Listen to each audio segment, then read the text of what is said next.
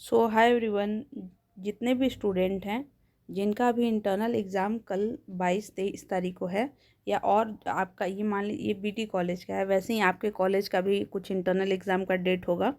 और बहुत कॉलेज में हो भी गया है, बहुत कॉलेज में नहीं हुआ है। तो इसके लिए परेशान नहीं होना है प्लीज़। और इसके लिए वो रॉकेट साइंस नहीं बनाना है कि क्या हो गया, ऐसा कुछ नहीं हुआ है।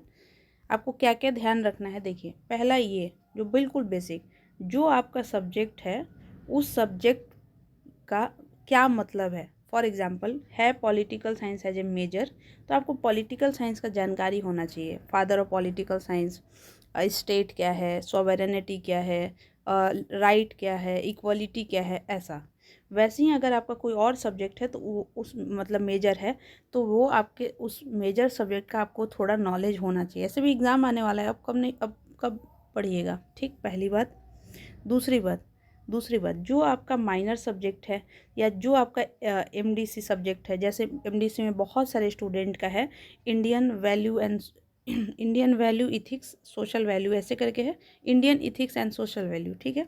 तो वो सब्जेक्ट क्या है, मतलब इथिक्स क्या है, वैल्यू क्या है, इस तरह से समझ में आया। वीडियो सारा बना हुआ है, कि इंडियन वैल्यू वाला वीडियो भी बना हुआ है, उसका प्लेलिस्ट भी बना हुआ है, लिंक डिस्क्रिप्शन बॉक्स में भी डाल देंगे, ठीक है।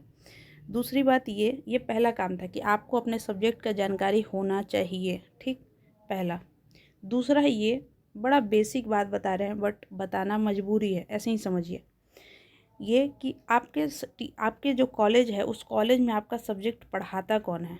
ये मैडम या जो सर लोग हैं ना, वो पूछ लेते हैं, इससे क्या कि ये तो आता ही नहीं है, नंबर क्या दे, बताओ ये पॉलिटिकल साइंस कौन पढ़ाते हैं तुम्हारे क्लास में।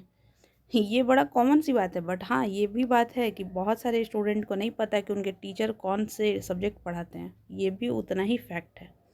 तीसरा, जैसे बहुत सारे कॉलेज में आपको मिला है असाइनमेंट बनाने के लिए। असाइनमेंट मतलब कि 2 क्वेश्चन बना कर लाना। असाइनमेंट पे 2 वीडियो बनाए हैं, अब वो क्वेश्चन आप ज़रूर बना के जाइएगा, उसमें फ्लो चार्ट वगैरह ज़रूर बनाइए।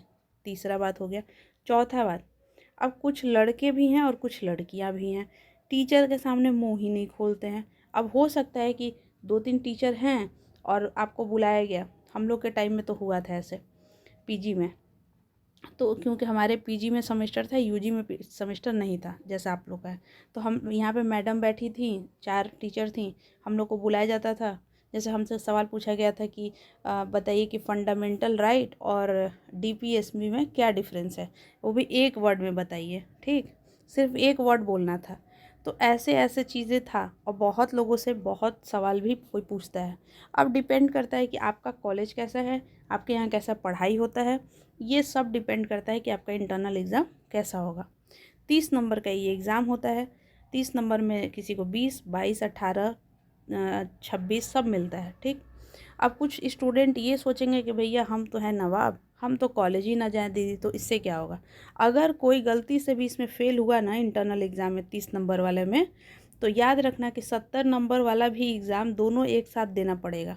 क्या कह दिए हम ये कह दिए कि जो 70 नंबर का मेजर है और 30 नंबर का इसका प्रैक्टिकल कह लीजिए, इंटरनल, प्रैक्टिकल नहीं इंटरनल कह लीजिए, मिड सेमेस्टर कह लीजिए, तो अगर कोई इसमें अगर नहीं गया, एब्सेंट हो गया, तो याद रखिएगा इसमें भी आपको एग्ज़ाम दोनों देना पड़ेगा, चाहे इसमें आप कोई पास ही क्यों नहीं हो जाएगा, तो एग्ज़ाम दोनों देना पड़ेगा। इसलिए इसको सीरियसली लीजिए, जाकर अच्छे से एग्ज़ाम दे लीजिए अपने अपने कॉलेज में जहाँ भी, और उसके बाद अच्छे से अपना तैयारी करिए। और प्रीवियस ईयर क्वेश्चन पेपर में जो इम्पोर्टेंट क्वेश्चन का पीवाईक्यू है, पॉलिटिकल साइंस का मेजर हो गया है, जूलॉजी का हो गया है, बॉटनी का हो गया है, ऐसे करके कुछ सब्जेक्ट कम से कम 4-5 सब्जेक्ट का हो गया है।